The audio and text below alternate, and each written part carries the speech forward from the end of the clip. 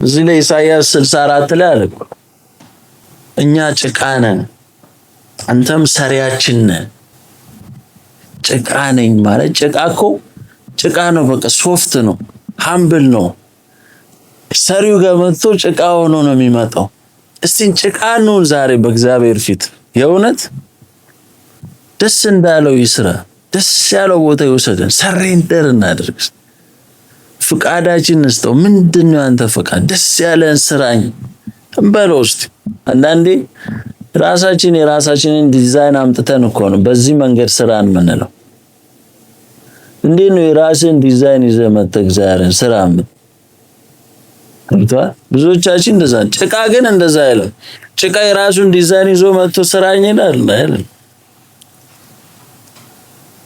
የራስን ዲዛይን ይዘህ ከመጣማ እዛው በራስ ስራው እግዚአብሔር ጋር መምጣት አያስፈልግም። እግዚአብሔር መንግስት ጋር ከመጣ የንጉሱ ሐሳብ ምንድን? የንጉሱ ዲዛይን ምንድን? ለኔ ያሰበልኝ ዲዛይን አለ።